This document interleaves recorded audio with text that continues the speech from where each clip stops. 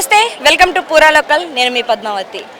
Nampally exhibition గ్రౌండ్లో భక్తిని కుటుంబస్తులు ఏర్పాటు చేసిన చేప మందు పంపిణీ కార్యక్రమానికి ఈరోజు తదితరులు పాల్గొనడంతో పాటు ఇతర రాష్ట్రాలతో పాటు దూర ప్రాంతాల నుంచి కూడా వచ్చిన వారు ఉన్నారు. సో లోపలికి వెళ్ళి గవర్నమెంట్ ఎలాంటి చర్యలు తీసుకోబోతుంది అండ్ దాంతోపాటుగా ఇంతకు ముందు వరకు ఉన్న టైమింగ్తో పోలిస్తే ఈసారి రాత్రి సమయం పడ్డది కాబట్టి సో గవర్నమెంట్ ఎలాంటి చర్యలు తీసుకోబోతుంది, ఎక్కడెక్కడ ఏమేమి ఏర్పాట్లు చేశారో కూడా మనం లోపలికి వెళ్ళి తెలుసుకునే ప్రయత్నం చేద్దాం. అండ్ మీరు కూడా వీడియోని ఎక్కడ కూడా స్కిప్ చేయకుండా కంప్లీట్గా చూసేయండి.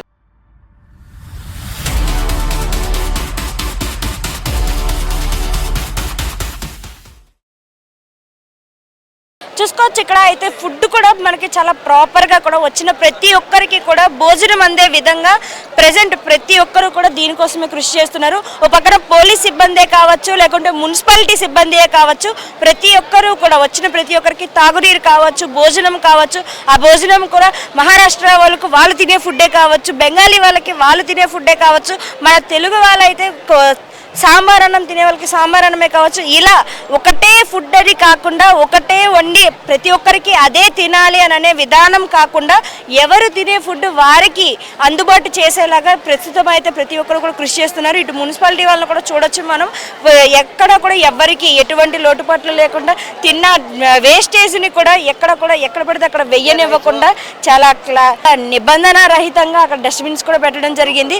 ఇక్కడికి వచ్చిన ప్రతి ఒక్కరూ కూడా తిన్న తర్వాత వేస్టేజ్ అంతటిని కూడా ఎక్కడ పడితే అక్కడ పడేయకుండా చాలా జాగ్రత్తగా చాలా నీట్గా కూడా మనకి ఈ గ్రౌండ్ అంతా కూడా ఉంచడం జరుగుతుంది. చూడొచ్చు, ఇక్కడ రైస్ తినే వాళ్ళకి రైస్ అనేది చాలా చక్కగా డిస్ట్రిబ్యూట్ చేస్తున్నారు. ఇంకో పక్కన అటు పక్కన చూసుకుంటే అక్కడ బెంగాలీస్ కావచ్చు, మహారాష్ట్రస్ కావచ్చు, ఒడిస్సా నుంచి వచ్చిన వాళ్ళకి కావచ్చు, వారు తినే ఫుడ్ ఏదైతే ఉంటుందో చపాతీ కావచ్చు, చోలే కావచ్చు, వాళ్ళు తినే ఫుడ్ ఏదైతే ఉంటుందో వారందరికీ కూడా అటుపక్కన వారికి ఏర్పాటు చేయడం అయితే జరిగింది. సో దానితో పాటుగా దాదాపు ఇంతవరకు కూడా ప్రతి సంవత్సరం 16 క్యూ లైన్లు ఈ చేప మందుకు సంబంధించి ప్రతి ఒక్కరికి కూడా 16 క్యూ లైన్లు మాత్రమే ఉండేవి. ఇప్పుడు ఇంకొక 6 క్యూ లైన్లు కూడా పెంచినట్టుగా అయితే మనకి చెప్తున్నారు. అంటే దాదాపు ఇప్పుడు 32 క్యూ లైన్లకి అయితే దీన్ని పెంచడం జరిగింది. దాంట్లోనే మళ్ళీ మహిళలకి, చిన్నపిల్లలకి, వృద్ధులకి, వికలాంగులకి కూడా ఏర్పాటు చేయడం అయితే జరిగింది. అంటే అందరికీ ఒకటే క్యూ లైన్ పెట్టి అందరినీ అదే క్యూ లైన్లో వెళ్ళమని అందరినీ స్ట్రెయిన్ చేసే కంటే ఎవరికి వారికే విడివిడిగా, ఒక పక్కన మహిళలకు విడిగా కావచ్చు, పురుషులకు విడిగా కావచ్చు, ఇంకో పక్కన చిన్నపిల్లలతో వచ్చిన తల్లిదండ్రులకు కావచ్చు, వృద్ధులకు కావచ్చు, వికలాంగులకు కావచ్చు, ఎవరికి వారికే విడివిడిగా క్యూ లైన్ పద్ధతుల్లో అయితే పెట్టడం జరిగింది. ఇక్కడ చూసుకోవచ్చు, ఏదైతే మనకి చేప మందు పంపిణీ జరిగే క్యూ లైన్ అయితే ఉందో ఇక్కడ ఇప్పటి నుంచే కూడా మనకి బందోబస్తు అయితే మొదలవుతుంది. సో రాత్రి 9 గంటలకు జరగబోయే ఈ చేప మందు పంపిణీ కార్యక్రమానికి వేలాది మంది ప్రజలు ఇతర రాష్ట్రాల నుంచి కూడా రావడం జరిగింది. సో వారందరికీ కూడా ఎటువంటి లోటుపాట్లు ఉండకుండా మనకి ఇక్కడ గవర్నమెంట్ కూడా చాలా చక్కగా చాకరీత్యం అయితే వహిస్తుంది. ఇటు పక్కన చూసుకోవచ్చు, త్రాగునీరు వసతులు కూడా మనకి కల్పించడం జరుగుతుంది. అండ్ దాంతో పాటుగా ఇటు క్యూ లైన్లో నుంచునే వారికి కూడా ప్రతి ఒక్కరికి కూడా క్యూ లైన్లో ఎండలో నిలబడాల్సిన అవసరం లేకుండా టెంట్లు కూడా వేయడం జరిగింది. ప్రతి ఒక్కరికి కూడా నీడలో ఉండి ప్రతి ఒక్కరు కూడా ఎండ దెబ్బన పడకుండా చూస్తున్నాం. మనం ఎండ తీవ్రత అనేది ఎంతవరకు గరిష్ట స్థాయి కూడా చేరుకుంటుంది. కాబట్టి వచ్చిన వారికి త్రాగునీరు కావచ్చు, తినడానికి ఫుడ్ కావచ్చు, లేకుంటే వారికి సంబంధించిన మెడిసిన్కి సంబంధించి కావచ్చు, ఏ లోట్లు కూడా లేకుండా ఒక అనారోగ్యంతో ఉన్న వారికి కూడా వారికి సంబంధించిన మెడిసిన్కి సంబంధించి మనకి మెడికల్ డిపార్ట్మెంట్ కూడా పక్కనే ఏర్పాటు చేయడం జరిగింది. గతంలో కూడా చిన్న అస్వస్థతలకు గురై చిన్న ఇబ్బందులు పడిన వారు ఎవరైతే ఉన్నారో ఈసారి అలాంటి ప్రాబ్లమ్స్ ఏవి కూడా రాకుండా ఉండడం కోసం గవర్నమెంట్ ఈసారి ముందస్తు చర్యలు తీసుకోవడం జరిగింది. అండ్ దాంతోపాటుగా అంబులెన్స్లను ఏర్పాటు చేశారు. ఇంచుమించు ఒక 6 అంబులెన్స్ల వరకు ఏర్పాటు చేయడం జరిగింది. వాటితో పాటుగా ఫైర్ ఇంజన్ సిస్టమ్స్ కూడా పెట్టారు. ఎందుకంటే ఈ సమ్మర్ కారణంగా ఎక్కడ ఏం జరుగుతుందో ఎవరు కూడా ఊహించలేము. కాబట్టి ముందస్తు చర్యగా ఒక 6-7 ఫైర్ ఇంజన్స్ని కూడా తీసుకొచ్చినట్టుగా మనకు చూపించారు. అండ్ దాంతో పాటు ఇక్కడ ఫుడ్ అనేది ప్రిపేర్ చేయడం జరుగుతుంది.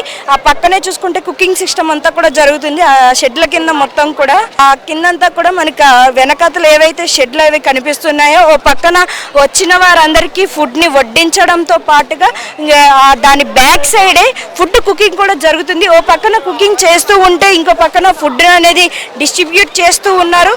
సో ఇలాంటి పరిస్థితుల్లో ఓ పక్క ఎండ తీవ్రత, మరో పక్కన వచ్చిన వారందరికీ ఫుడ్ కూడా చూసుకోవడం అంటే గవర్నమెంట్ నిజంగా ఇది ఒక సాహసోపమైన యాత్ర అని చెప్పచ్చు. ఎందుకంటే ఇంత వేడిలో వచ్చిన ప్రతి ఒక్కరికి కూడా ఎవరు ఆకలితో ఉన్నారు అని లేకుండా ప్రతి ఒక్కరికి కూడా ఫుడ్ అందాలి, అందరికీ కడుపు నిండాలి అనే ఉద్దేశంతో గవర్నమెంట్ ఇక్కడికి వచ్చిన ప్రతి ఒక్కరికి కూడా త్రాగునీరు కావచ్చు, ఫుడ్ కావచ్చు, ప్రతి ఒక్కరికి అందజేసే పనిలోనే ఉన్నారు. అండ్ దాంతోపాటుగా గత 15 సంవత్సరాల తర్వాత, దాదాపు 15 సంవత్సరాల తర్వాత రాత్రి 9 గంటల ముహూర్తం అయితే వచ్చింది. 15 సంవత్సరాల క్రితం ఇలాగే ఓ ముహూర్తం వచ్చిందని చెప్తున్నారు.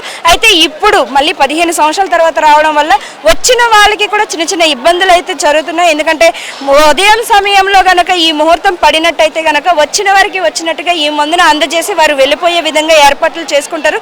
దానివల్ల కొద్దిగా ట్రాఫిక్ కూడా మనకు తగ్గే అవకాశం ఉంటుంది. ఇంత రద్దీ అయితే ఉండదు, వచ్చిన వారికి కూడా ఇంత ఇబ్బంది అయితే ఉండదు.